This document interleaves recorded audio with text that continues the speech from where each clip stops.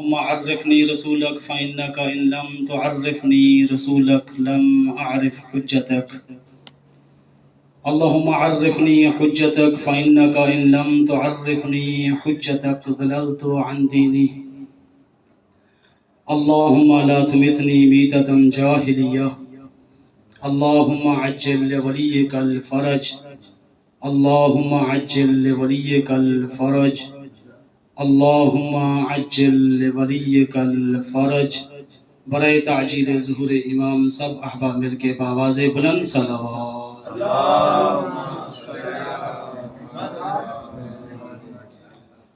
ماشاء اللہ لا حول ولا قوة الا باللہ العلی العظیم.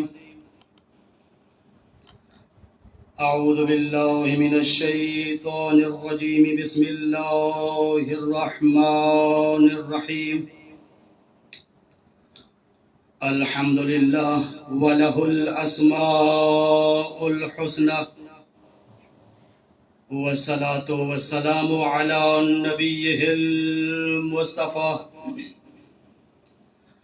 وعلى وصیہ ووزیرہ وخلیفتہ المرتضى وعلى بنته سيدة نساء العالمين فاطمة الزهراء.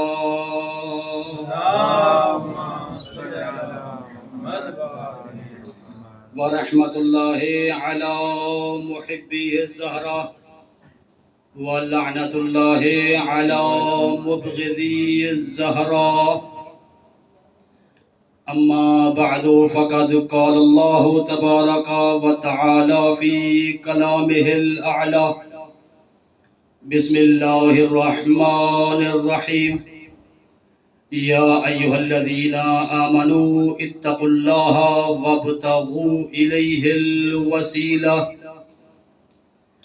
وجاهدوا في سبيله لعلكم تفلحون. درود بھیجیے پر محمد وآل محمد.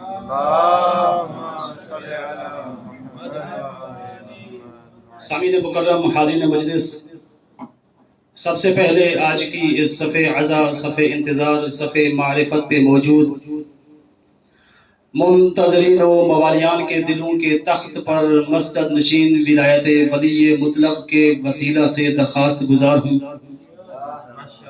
اپنے اس وارث کے حضور جو فرزند ابو طالب کی حیثیت سے پردہ غیب میں موجود ہے کہ کائنات کو ثبات اور مخلوقات کو رزق دلانے والا اپنے رخ انور سے حجاب غیبت کو ہٹائے اور ممبر سلونی سجا کر کائنات کے جہلا کو بتلائے. جو حسین جیسے ہادی کا دامن چھوڑ دے یزیدیت اس کی نسلوں کا مقدر بن جاتی ہے. نعرہ حیدری. زندہ و سلامت رہیں. سامعین مکرم، اور یہ حقیقت بھی ہے جب کسی انسان کی نسل میں یزیدیت اپنا گھر کر لے تو اس نسل میں یزیدیت ہے یا نہیں، اس کو پرکھنے کا ایک معیار بھی ہمارے پاس موجود ہے کہ جب کسی انسان کی نسل میں یزیدیت کے افکار پائے جائیں پھر ان کی نشانی یہ ہے کہ جب بھی حق کو دیکھتے ہیں تو متعدد سوال کرتے ہیں. یہ یزیدیوں کی علامت ہے. کہ توجہ کیجئے گا، یہ یزیدیوں کی علامت ہے. جو ہی ماہ محرم قریب آتا ہے علم کو دیکھتے ہیں سوال کرتے ہیں، کالے لباس کو دیکھتے ہیں سوال کرتے ہیں، ماتم کو دیکھتے ہیں سوال کرتے ہیں، رونے کو دیکھتے ہیں سوال کرتے ہیں، مجالس کو دیکھتے ہیں سوال کرتے ہیں، جلوس کو دیکھتے ہیں. توجہ ہے نا صاحب کی؟ یہ یزیدی نسل کی قبلہ موضوع پہ آنے سے پہلے بیان کروں کہ یزیدی نسل کی علامت ہے کہ جب بھی حق کو دیکھتے ہیں وہ سوال پہ سوال کیے جاتے ہیں. اور یاد رکھیے گا، ان کا سوال کرنا یہ کوئی آج کی بات نہیں ہے، بلکہ اگر آپ تاریخ میں تھوڑا سا پیچھے چلے جائیں تو حضرت ابراہیم کا زمانہ ہے. نمرود نے حضرت ابراہیم کو آگ میں ڈالا ہوا تھا، آگ بھڑک رہی تھی، شعلے اوپر اٹھ رہے تھے. اس زمانے میں ایک پرندہ تھا، اس کا نام ابابیل تھا. چھوٹی سی चोंच थी, चोंच में चंद बूंदे पानी की लेकर उबलते हुए उस आग के शोलों पे थोड़ा सा पानी डाल रहा था। तो इस अमल को देखते हुए उस जमाने के नमरूदियों ने भी वैसा ही सवाल किया जैसे आज की यजीद की नस्लें सवाल करती है। अबाबील से कहा, अरे अबाबील ये क्यों कर रहे हो? किबला आज यजीदी यही सवाल करते हैं ना कि अलम क्यों निकालते हो, काला लिबास क्यों पहनते हो, ये मजलिस क्यों करते हो, ये मातम क्यों करते हो, ये जंजीर क्यों लगाते हो, आंखों से आंसू क्यों बहाते हो, ये मजलिसें क्यों करते हो, ये जुलूस क्यों निकालते हो? उस वक्त भी अबाबील से सवाल किया गया, पानी क्यों डाल रही हो, पानी क्यों डाल रही हो, पानी क्यों डाल रही हो? किबला यहाँ दो बातें तो वाज़ेह समझ आ गई ना कि नस्लें बदल गई, सवाल नहीं बदला। तवज्जो चाहिए आपकी कि बोला नस्लें बदल गई, पहली बात ये समझ आई, नस्लें बदल गई, सवाल नहीं बदला। दूसरा नुकता ये समझ आया, सवाल हमेशा उनसे किया जाता है जो हक की हिमायत करने वाले होते हैं। किबला सवाल भी हमेशा उनसे किया जाता है जो हक के हिमैती होते हैं। उस जमाने में इब्राहिम का हिमैती एक बुलबुल अपने खुलूस और मवद्दत के इश्क में परवाज करता हुआ अपनी नन्ही सी चोंच में चंद बूंदे पानी की लेकर इब्राहिम पे जलने वाली आग को बुझाने की कोशिश कर रहा था। तो तब पूछा गया, क्या कर रहे हो? कहा कि पानी फेंक रहा हूं। क्यों? ताकि आग बुझ जाए। ऐ बुलबुल इतना बता, क्या वाकया आग बुझ जाएगी? उसने एक तारीखी जवाब दिया जो कयामत तक नमरूद की नस्ल भी याद रखेगी और यजीद की नस्ल भी याद रखेगी। उसने क्या जवाब दिया? उसने कहा, मुझे भी मालूम है, तवज्जो कीजिएगा, उसने कहा मुझे भी मालूम है, थोड़ा सा पानी है, ज्यादा आग है, ये पानी आग नहीं बुझाएगा। कहा कि फिर क्यों फेंक रहे हो? उसने तारीखी जवाब दिया, इसलिए ताकि कल को अगर कोई मुझसे पूछे नमरूद के जमाने में इब्राहिम की नबूवत में तू किसके साथ था, तो मैं फख्र से कहूं मेरा ताल्लुक नमरूद से नहीं इब्राहिम से था।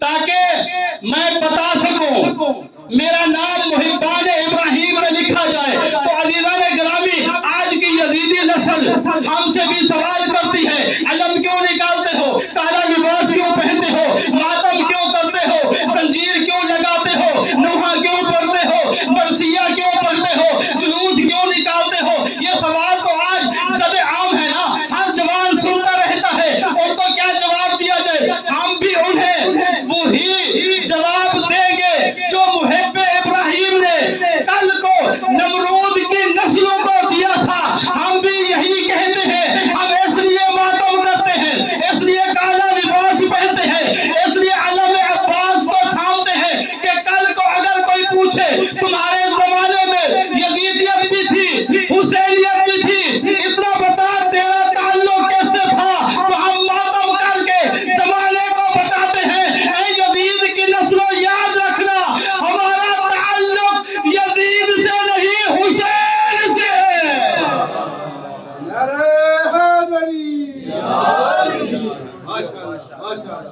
किबला यजीदी नस्लों का ये तरीका है कि जब भी हक को देखते हैं तो सवाल करते हैं।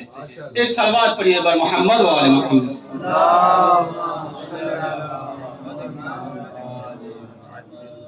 सामीन मुकर्रम, मदरसा इल्मिया हैदिया के इस सफ़े अज़ा से माह मुहर्रमुल हराम की मजालिस की मुसलसल तीसरी मजलिस है, जिसमें बंदे हकीर को ये सादत हासिल हो रही है कि आप जैसे साहिबान इल्म, साहिबान दानिश के सामने लब कुशई करने का मौका मिल रहा है। और इंशाअल्लाह ये सफ़र इश्क, ये सफ़र ज़िक्र आज से लेकर 7 मुहर्रम तक मुसलसल रहेगा। जिस तरह आप यकीनन ये तवक्को रखते होंगे कि मैं आपकी उम्मीदों पे पूरा उतरूं और आपके वक्त को ज़ाया होने से बचाऊं, और इसी तरह मुझे भी आप अहबाब से यही तवक्को है کہ انشاءاللہ یہ 4-5 دن کا سفر آپ بھی اچھے ہم سفر بننے کا ثبوت دیں گے قبلہ 4-5 ایام کے لیے جس موضوع کا انتخاب کیا ہے اس موضوع کا عنوان ہے عقیدہ توسل اور اس کی تطبیق، یا عقیدہ توسل اور باب الحوائج۔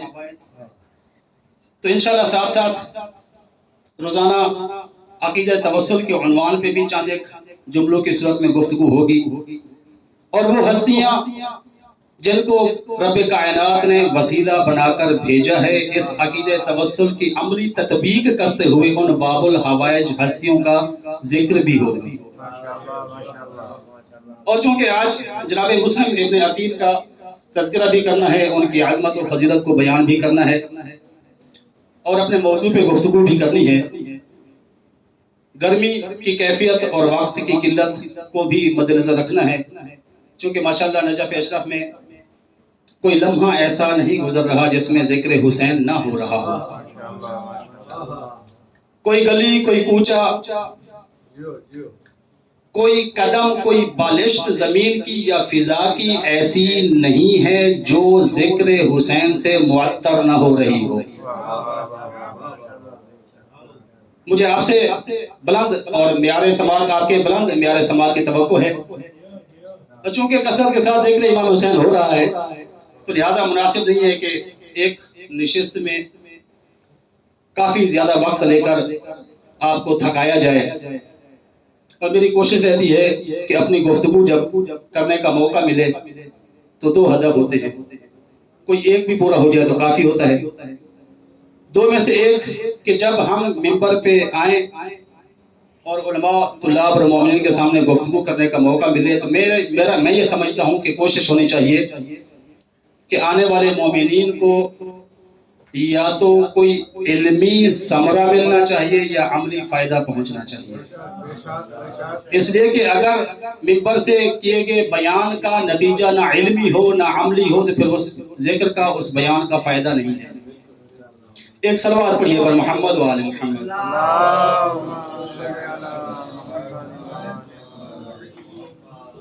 سامعین مکرم، عقیدہ توسل کو بیان کرنے کے لیے جس آیت کریمہ کی تلاوت کا شرف حاصل کیا، سورہ مائدہ کی 35 نمبر آیت ہے، ارشاد رب العزت ہو رہا ہے، یا ایھا الذین آمنوا اتقوا اللہ وابتغوا الیہ الوسیلہ وجاہدوا فی سبیلہ لعلکم تفلحون۔ اس آیت کریمہ میں خطاب کرنے والی ذات اللہ کی ذات ہے، اور جن لوگوں سے خطاب کیا جا رہا ہے وہ مومنین کی جماعت ہے۔ اور قبلہ یاد رکھیے گا، رسول خدا ختم مرتبہ حضرت محمد مصطفیٰ صلی اللہ علیہ وآلہ وسلم کا فرمان ذیشان موجود ہے، ما من آیت وفیہا یا ایھا الذین آمنوا وامیرھا ورئیسھا علی ابن ابی طالب۔ رسول خدا نے ارشاد فرمایا پورے قرآن میں وہ تمام آیات جن کی ابتدا میں یا ایھا الذین آمنوا آیا ہے، ان تمام آیات کے سردار کا نام بھی علی ہے، ان کے امیر کا نام بھی علی ہے۔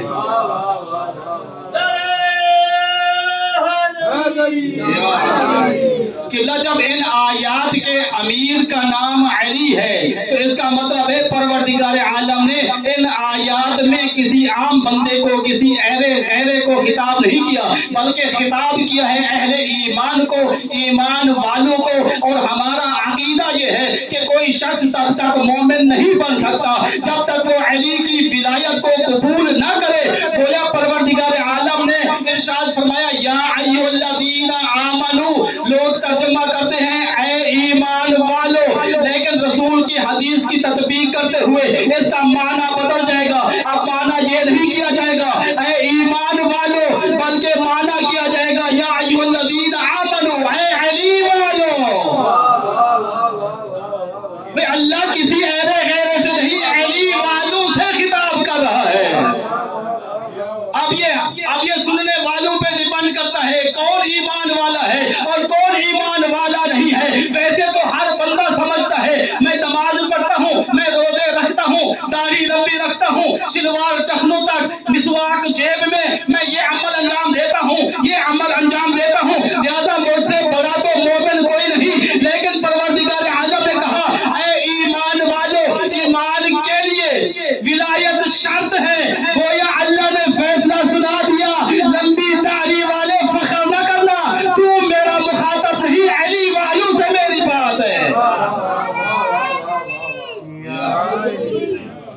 ہاں علی کو مان لو.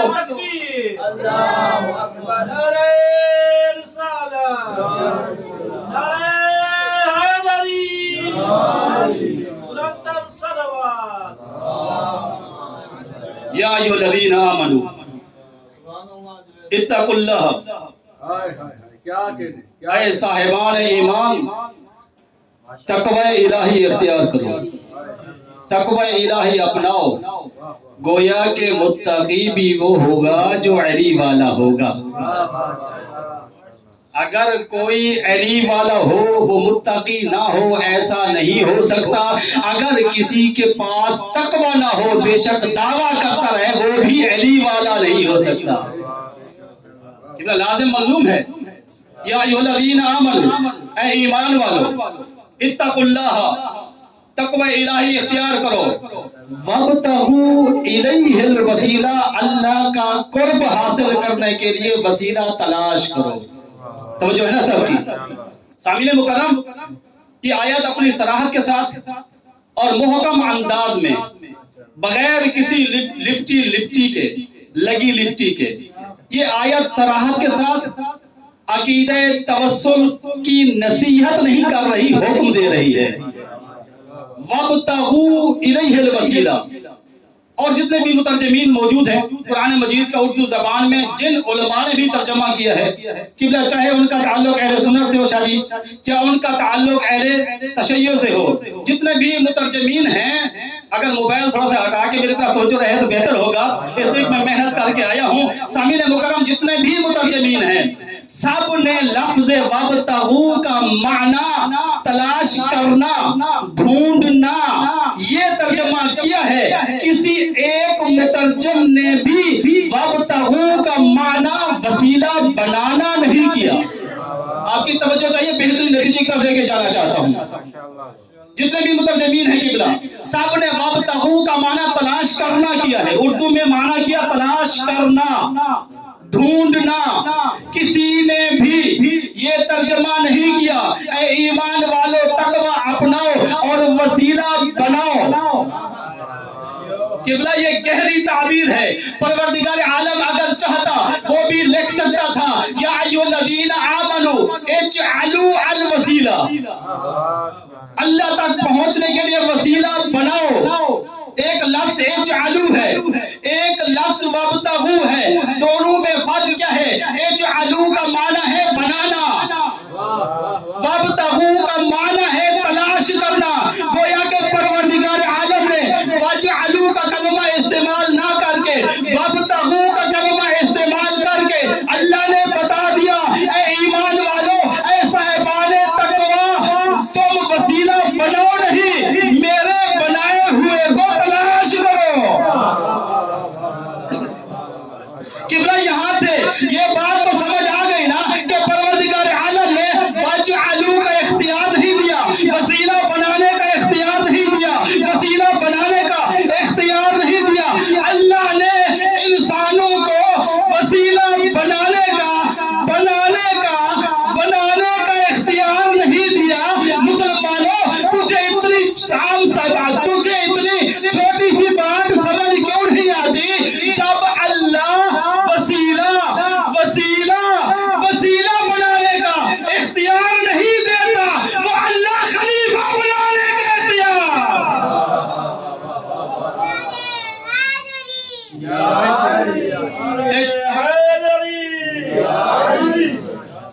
جب وسیلہ بنانے کا اختیار نہیں ہے تو اللہ کا وسیلہ، اللہ کا خلیفہ بنانے کا اختیار کیسے مل گیا؟ اسی لیے پروردگار عالم نے ارشاد فرمایا ملائکہ سے، انی جاعل فی الارض خلیفہ، اے ملائکہ میں زمین پہ خلیفہ بنانے جا رہا ہوں. آگے ملائکہ نے جو کچھ کہا نہ کہا، جو بات ہوئی نہ ہوئی، اس سے غرض نہیں ہے، لیکن یہ لفظ یاد رکھیے گا. پروردگار عالم نے کہا انی جاعل فی الارض خلیفہ، میں زمین پہ خلیفہ بنانے جا رہا ہوں. وہ جاعل کا لفظ استعمال کر کے پروردگار عالم نے قیامت تک آنے والے مسلمانوں کو یہ بیان کر دیا، یہ بات واضح کر دی. اے زمانے والوں یاد رکھنا، انی جاعل فی الارض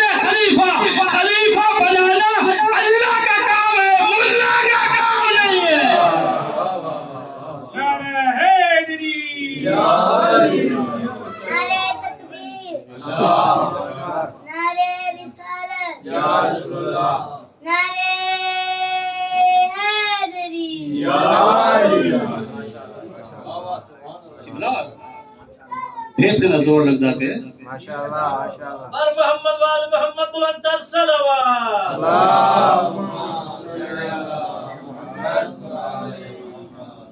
خلیفہ بنانا بھی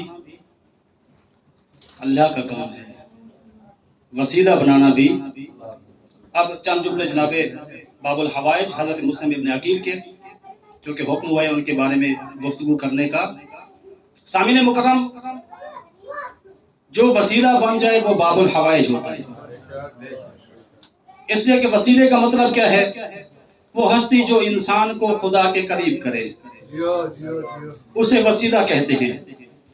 اب جو خدا کے قریب کرتا ہے، جس کو قریب کرے گا، وہ وسیلے سے یہ تو کہہ سکتا ہے میری اولاد نہیں ہے، اللہ سے اولاد دلوائیے۔ اب جو وسیلہ کسی کو بنا رہا ہے اتنا تو یہ کہے گا کہ میری یہ حاجت ہے، میری حاجت روائی کرائیے۔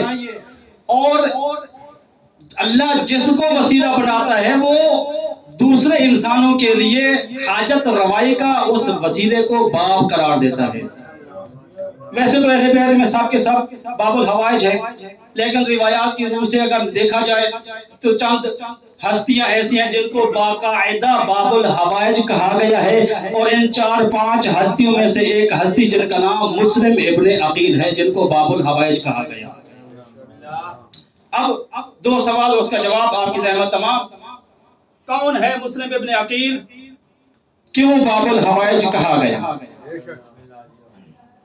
تھوڑا سا سفر آپ کو کرانا ہے تاریخی۔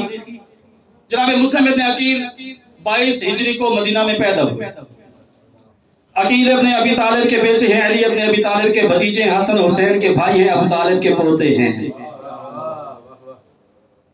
بنی ہاشم سے ان کا تعلق ہے، اور ان کی دنیا میں آمد کا پس منظر وہی ہے جو عباس کا پس منظر تھا۔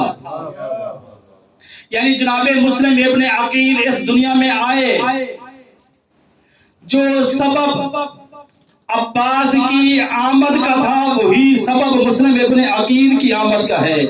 یعنی علی نے اللہ سے دعا کی عباس دے، حسین کو دوں، عباس مل گیا۔ عقیل نے اللہ سے دعا کی، مسلم دے، مل گیا۔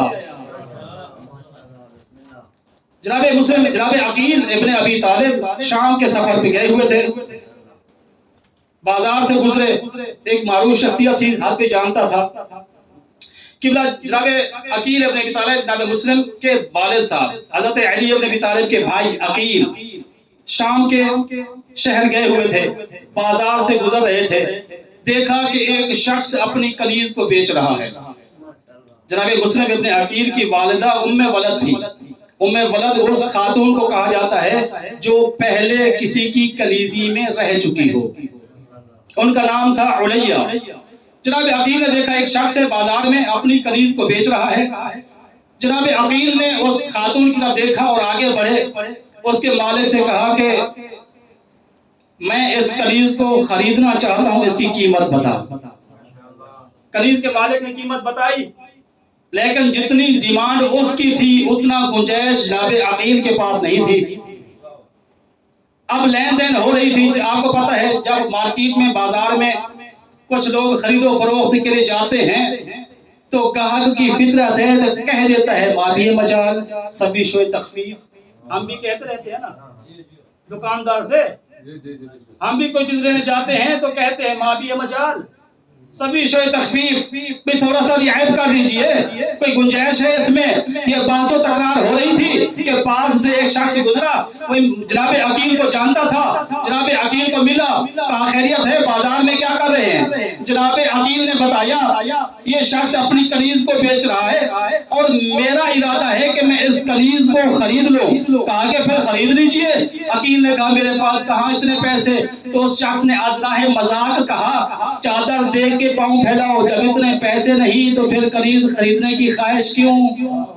توجہ ہے نا سب کی؟ جناب عقیل نے اس شخص کو ایک تاریخی جواب دیا۔ جب اس نے کہا نا آپ اس کنیز کو کیوں خریدنا چاہتے ہیں؟ جب پیسے نہیں ہیں تو چھوڑ دیجئے، کیا خصوصیت ہے، کیا خوبی ہے اس کنیز میں؟ آپ کو سستے دام میں کوئی اور کنیز مل جائے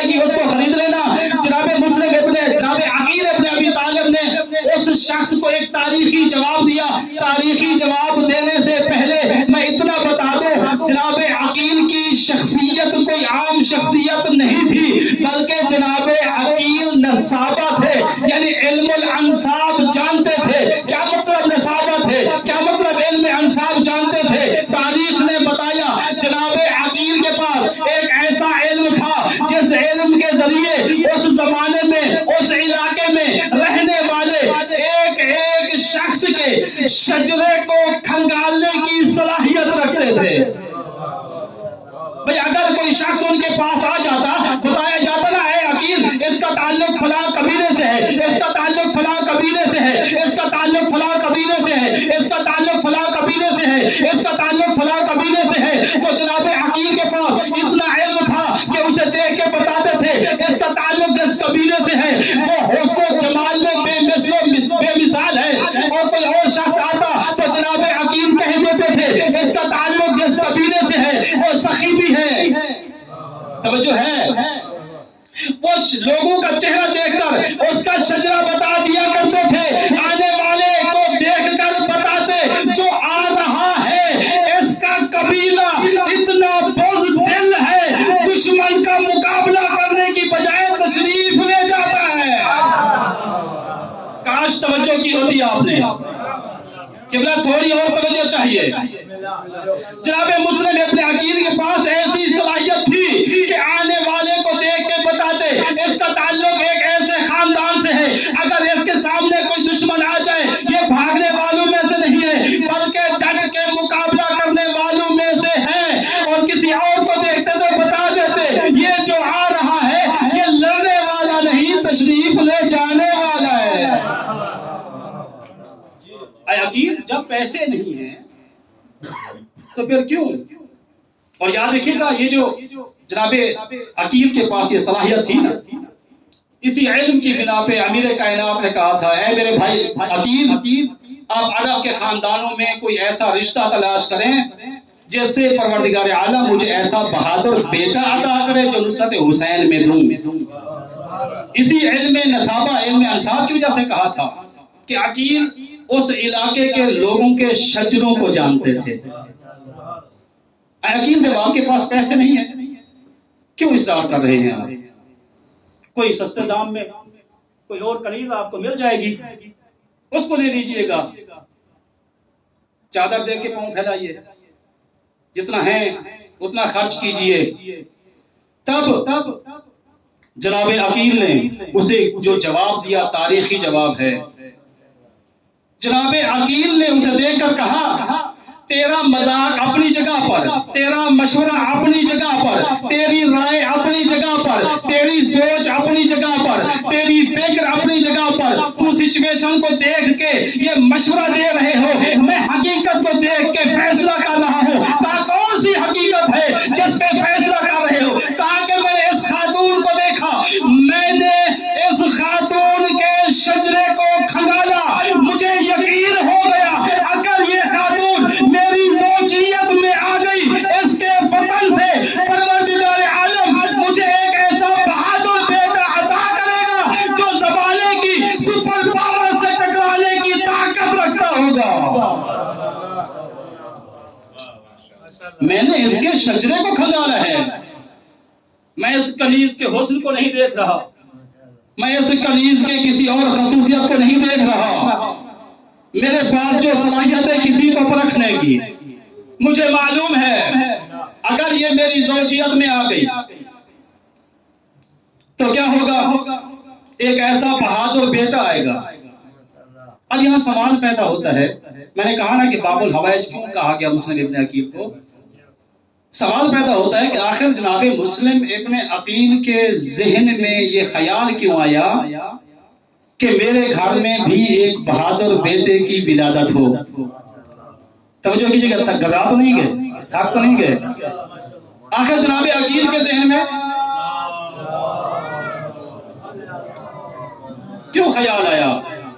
مجھے یہ لگتا ہے، توجہ کیجیے گا نیاز حسین شاہ جی، مجھے یہ لگتا ہے کہ جب علی ابن ابی طالب نے جناب عقیل سے کہا تھا اے میرے بھائی میں چاہتا ہوں کہ آپ میرے لیے عرب کے کسی بہادر خاندان سے کوئی رشتہ تلاش کریں تاکہ پروردگار عالم مجھے ایک ایسا بہادر بیٹا عطا کرے جسے میں نصرت حسین میں بھیجوں۔ مجھے لگتا یہی ہے کہ جناب عقیل کے ذہن میں تب سے یہ خیال آیا ہوگا اگر میرا بھائی علی حسین کو بیٹا دے سکتا ہے تو میں کیوں نہ دوں؟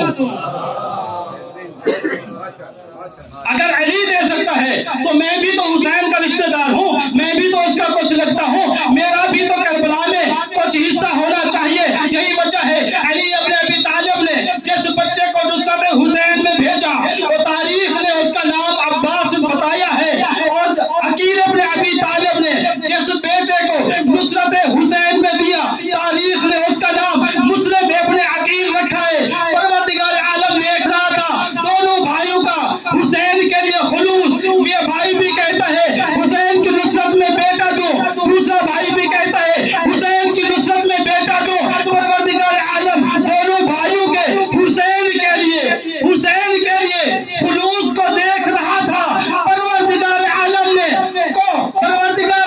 کو دونوں بھائیوں کا حسین کے لیے یہ خلوص اتنا پسند آیا، اللہ تعالیٰ نے عباس کو بھی باب الحوائج بنایا، مسلم ابن عقیل کو بھی باب الحوائج بنا دیا۔ نعرے حیدری! ہاں میرا پوتر اپنی مرضی نہ ڈارے میں نہ بیٹھے میں کے لیے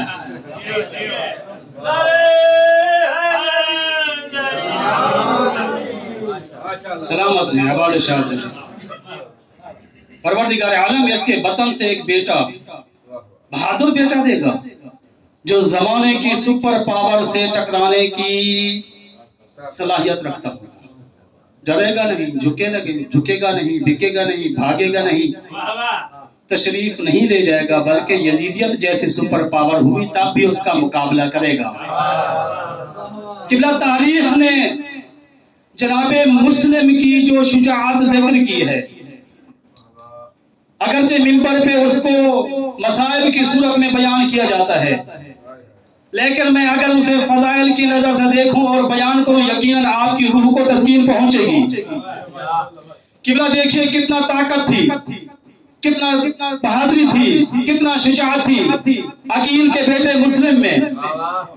کوفہ میں پہنچے سفیر حسین بن کر، جب حالات بدلے ابن زیاد ملعون کوفہ میں آیا، حالات بدلے، سختی ہوئی، جس گھر میں پناہ لیے ہوئے تھے، بڑی اختصار کے ساتھ سب کچھ آپ جانتے ہیں، بڑے اختصار کے ساتھ جو نقطہ بیان کرنا چاہتا ہوں وہ بیان کرنا چاہتا ہوں۔ طوا کے گھر میں تھے، صبح کا وقت ہوا، ابن زیاد نے فوج بھیج دی، عقیل کے بیٹے کو گرفتار کر کے دارالعمارہ میں لے آؤ۔ 400 یا 500 کا دستہ تھا، محمد بن اشعث لانتی ان کا کمانڈر تھا۔ یہ لشکر لے کے وہاں پہنچا، گھر کا گھیراؤ کیا۔ مسلم ابن عقیل کو محسوس ہو گیا کہ اب فوج آ گئی ہے، سپاہی آ گئے ہیں، مجھے گرفتار کرنے کا ارادہ کر لیا گیا ہے۔ تو مسلم ابن عقیل ڈرے نہیں کہ دیوار پھلانگ کے کہیں اور سے بھئی تاریخ میں ایسے بھی تو تھے جو دیوار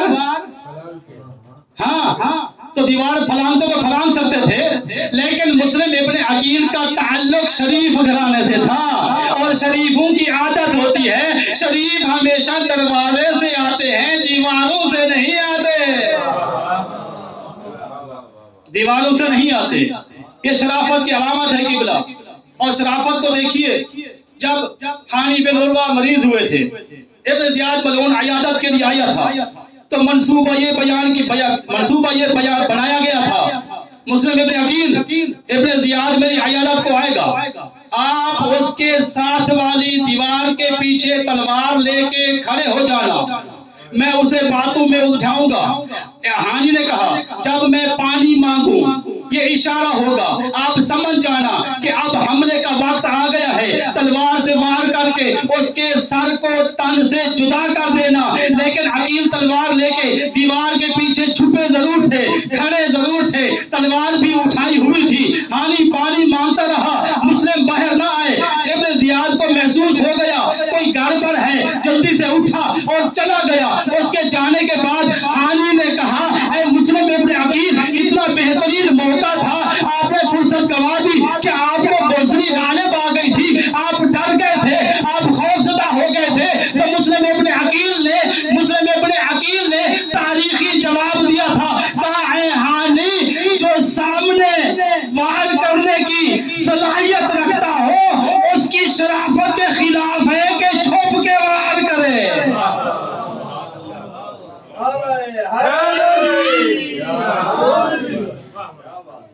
اس کی شرافت گوارا نہیں کرتی, چھپ کے وار کرے. تو میرا تعلق شریف خاندان سے ہے. کوفہ میں پہنچے, فوجیں آگے گرفتار کرنے کے لیے. میں اپنے موضوع کو سمیٹنے کے قریب ہوں. فوجیں آگے گرفتار کرنے کے لیے جناب مسلم ابن عقیل نے قبضہ تلوار پہ ہاتھ رکھا اور باہر نکلے. 400 یا 500 کا دستہ تھا. جناب مسلم ابن عقیل نے ان کو صلح کی دعوت نہیں دی کہ میرے ساتھ صلح کر لو, میں اتنوں کا کیسے مقابلہ کر سکتا ہوں, بہتر ہے کہ صلح کر لی. امان نہیں مانگی, بلکہ حیدر کرار کا بھتیجا تھا, حسین کا سفیر تھا. عباس کی طرح یہ بھی دعا کا نتیجہ تھا. تلوار کو ہاتھ میں لیا, مقابلہ کرنا شروع کر دیا. ایاز بھی توجہ کیجئے گا, اس نے تلوار, جناب مسلم ابن عقیل نے تلوار کو نیام سے نکالا اور حملہ کرنا شروع کر دیا. 400 یا 500 کے لشکر کو پچھاڑ دیا. اس کمانڈو نے ابن زیاد کی طرف پیغام بھیجا, ایک اور دستہ بھیج, اور دستہ آ گیا. مسلم نے اسے بھی شکست دے دی. پھر اس نے کہا ایک اور دستہ بھیج. جب بار بار دستہ طلب کیا جا رہا تھا تو ابن زیاد نے پیغام بھیجا, اے اشعث کے بیٹے, کیا تو اکیلا مسلم سے لڑ رہا ہے یا کوفے والے بھی ساتھ ہو گئے ہیں؟ وہ سمجھا شاید 18,000 نے بیعت کی تھی, ہو سکتا ہے کوئی قبیلہ مل گیا ہو. اے اشعث کے بیٹے, مجھے اتنا بتا دے, اکیلا مسلم سے جنگ کر رہے ہو یا کوفہ والے ساتھ مل گئے ہیں؟ تب اس اشعث کے بیٹے نے جواب بھیجا, جواب لکھا یا بھیجا, کہا کہ اے ابن زیاد, تو کیا سمجھتا ہے ہم کسی کوفہ کے کسی سبزی فروش سے جنگ کر رہے ہیں؟ توجہ کیجئے گا, یہ سبزی فروش حقیقت میں کنایا تھا. سبزی فروش کہنا مطلب یہ شخص فنون حرب نہیں جانتا, جنگ کے قانون نہیں جانتا, تیر تلوار چلانا نہیں جانتا, اس کا جنگ سے کوئی لینا دینا نہیں ہے. گویا اشعث کے بیٹے نے یہ کہا کہ ہم کسی سبزی فروش سے جنگ کر رہے ہیں, یعنی بتانا یہ چاہتا تھا اے ابن زیاد یاد رکھنا, ہم کوفہ کے سبزی فروش سے نہیں لڑ رہے, ہم کوفہ کے کسی دھوبی سے نہیں لڑ رہے, ہم کوفہ کے کسی ریہڑی والے سے نہیں لڑ رہے, ہم کوفہ کے کسی موچی سے نہیں لڑ رہے. تجھے نہیں معلوم جس سے ہم جنگ کر رہے ہیں یہ حیدر کرار کا بھتیجا ہے, یہ حسین کا سفیر ہے, اس کی رگوں میں ابو طالب کا خون ہے. تجھے اندازہ ہی نہیں یہ کتنا شجاع ہے, یہ کتنا طاقتور ہے. ابن زیاد یاد رکھنا, اگر جنگ ایسے چلتی رہی, اس میں اتنی صلاحیت ہے, یہ اکیلا تیرے قدموں سے کوفے کے تخت کو کھینچ کر حسین کے قدموں میں رکھنے کی قدرت رکھتا ہے.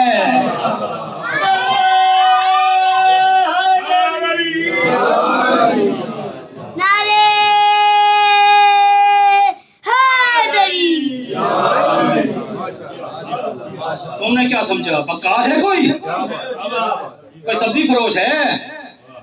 یہ حیدر کرار کا بھتیجا ہے, اس میں اتنی صلاحیت ہے.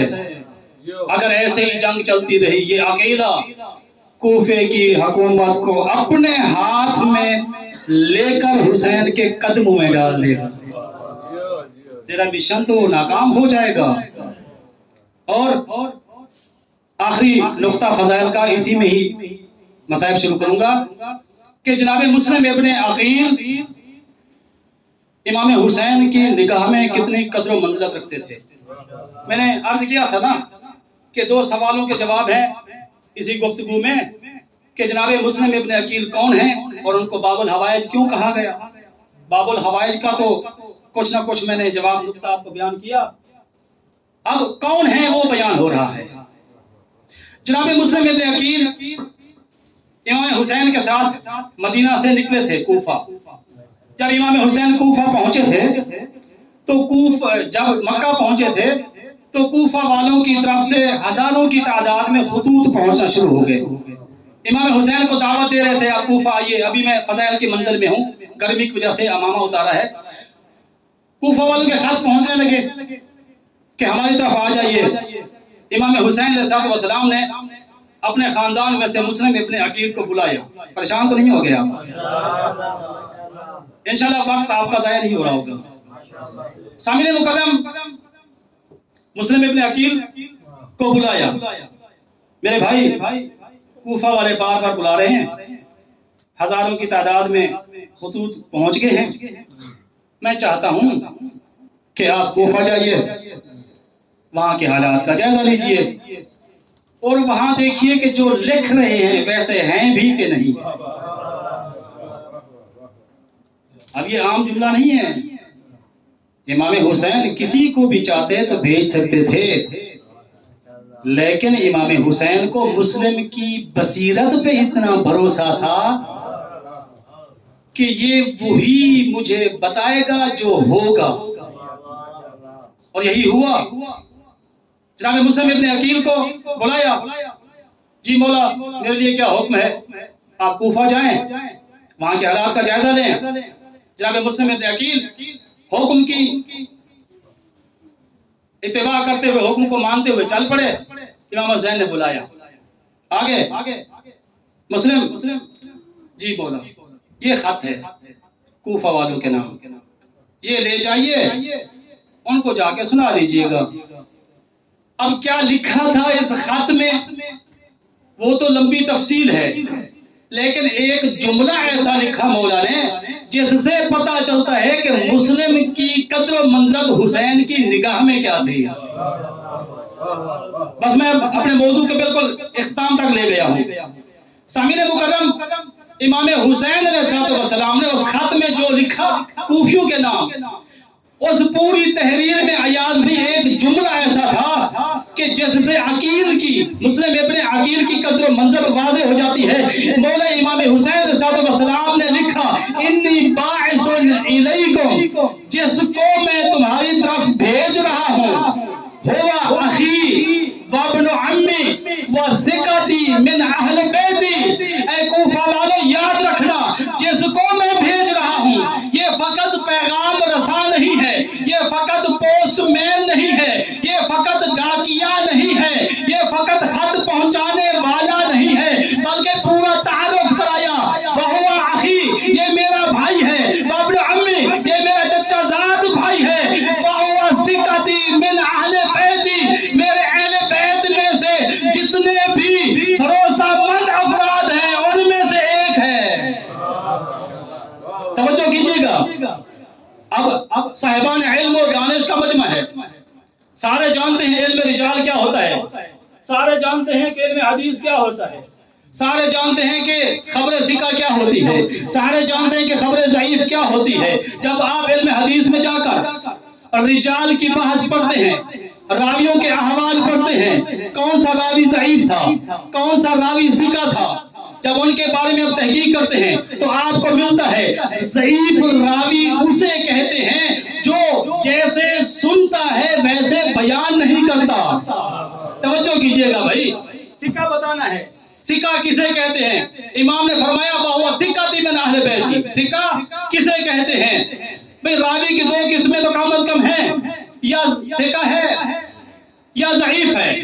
ضعیف کسے کہتے ہیں؟ سنتا کچھ ہے بتاتا کچھ اور ہے.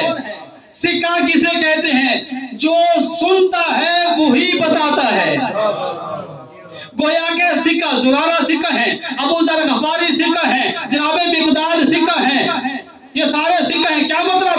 رسول سے جو سنا وہی بیان کیا. مطلب ان کی زبان وہی بولتی ہے جو رسالت بولتی تھی, یہ وہی کہتے ہیں جو رسول کہتے تھے. تو گویا کہ امام حسین نے جناب مسلم ابن عقیل کو ثقہ کہہ کر کوفے والوں کو مسلم کی اہمیت بتا دی, بتایا یہ ایک لفظ میں بند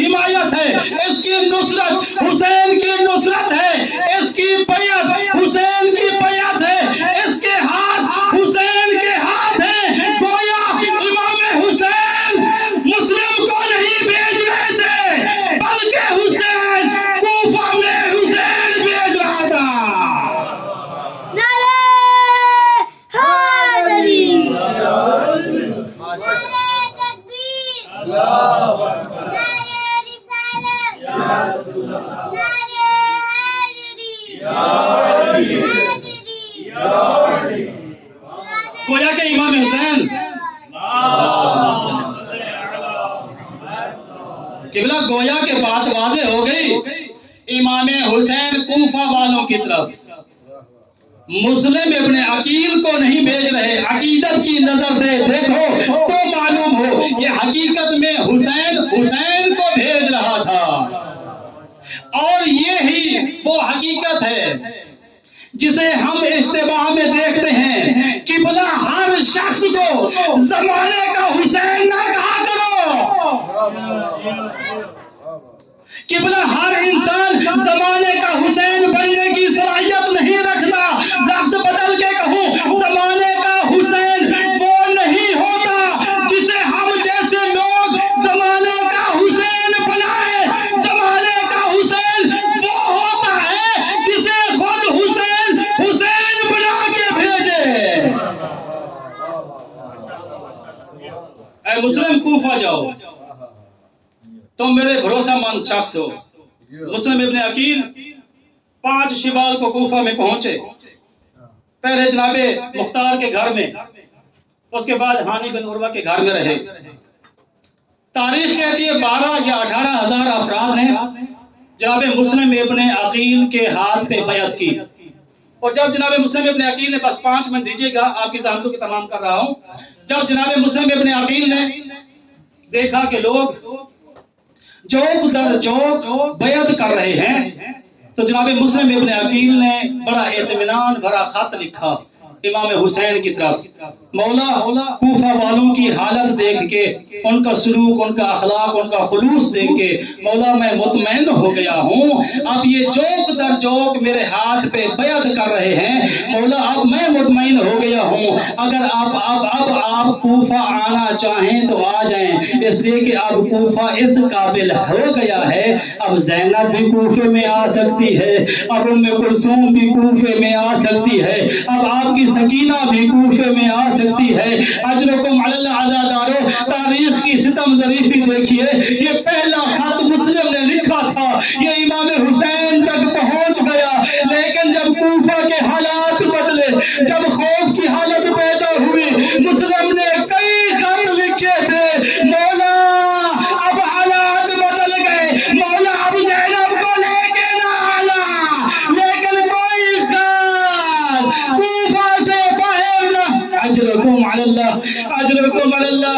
मुस्लिम ने कई बार खत लिखे, मौला हालात बदल गए हैं, मौला हालात बदल गए हैं। अब ज़ैनब को लेके कूफा ना आना, अब सकीना को लेकर कूफा ना आना, अब उम्मे कुलसूम को लेकर कूफा की तरफ ना आना। लेकिन मुस्लिम का कोई खत इमाम हुसैन तक ना पहुंचा। वो पहला खत पहुंचा था, इमाम ने सफर करना शुरू कर दिया। अब मौला हुसैन अपने खानदान को लेकर कूफा की तरफ सफर कर रहे हैं, लेकिन कूफा के हालात बदले हुए हैं। मुस्लिम इब्ने अकील के सीने में एक दर्द बाकी रह गया था। काश कोई ऐसा सबब बनता, मैं कोई खत लिख के अपने आका तक पहुंचा सकता। मौला इधर ना आए। मुस्लिम की ख्वाहिश थी मेरे मरने से पहले हुसैन को ये मालूम हो जाए, अब कूफा नहीं जाना। आज़ादारों, इमाम हुसैन सफर कर रहे थे, मुस्लिम के दिल में वो एक दर्द। अब क्या हुआ, हालात बदले। जनाबे मुस्लिम को गिरफ्तार किया गया, इब्ने ज़ियाद के दरबार में पेश किया गया। कहा कि इब्ने ज़ियाद को सलाम करो, ये तुम्हारा अमीर है। मुस्लिम ने कहा माली अमीरी सिवल हुसैन, हुसैन के सिवा मेरा कोई अजरकुम अल्लाह, हुसैन के सिवा मेरा कोई अमीर नहीं है। इब्ने ज़ियाद ने कहा इसे दारुल अमारा की छत पे ले जाओ, इसका सर तन से जुदा कर दो। अरबाब अज़ा जल्लाद ने मुस्लिम इब्ने अकील को रस्सियों से बांधा और रस्सी से खींचकर छत पे ले जा रहा था। मुस्लिम इब्ने अकील सीढ़ियां चढ़ रहे थे, या जल्लाद ने मिलकर देखा कि मुस्लिम रो रहा है। मुस्लिम की आंखों से आंसू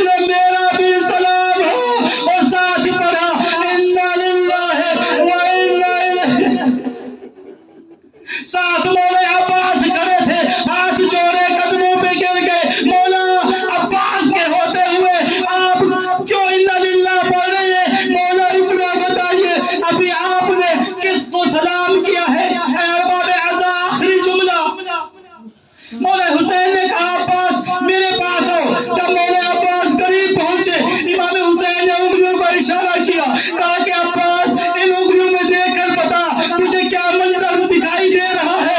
اے عزادارو، اب جو عباس نے دیکھا، جو دیکھتے رہے، بتانا شروع کر دیا۔ عباس جی مولا کیا دیکھ رہے ہو؟ کہا مولا کوئی دارالعمارہ کی چھت ہے، کوئی ایک غریب مسافر ہے، اس کا جسم رسیوں سے بندھا ہوا ہے، گھٹنوں کے بل زمین پہ بیٹھا ہے، اس کا سر جھکا ہوا ہے، اس کے ساتھ ایک جلاد کھڑا ہے، اس کے ہاتھ میں تلوار ہے۔ مولا یہ سارا منظر تو میں نے دیکھ لیا، مولا اس پورے منظر میں مجھے ایک بات حیران کر رہی ہے۔ مولا حسین نے پوچھا عباس وہ کون سی بات ہے؟ عباس نے کہا مولا جب میں نے دارالعمارہ کی چھت سے نیچے زمین کی طرف دیکھا، مجھے ایک مزدور نظر آیا، مجھے ایک مزدور نظر آئی ہے۔ مولا اس نے اپنی آبا کا دامن ایسے پھیلا رکھا ہے، مولا مجھے لگتا ہے جو مظلوم چھت پہ بیٹھا ہے نا، مجھے لگتا ہے کہ اس مظلوم کی کوئی ماں ہے، داریں نکل گئی حسین کی۔ مولا حسین نے رو کے کہا اے عباس ذرا غور سے دیکھو، یہ غریب کوئی اور نہیں، وہ یہ تیرا بھائی مسلم ہے۔ اور مولا نے کہا عباس جو مستور ہے وہ مسلم کی ماں نہیں، وہ مجھ غریب حسین کی ماں ہے۔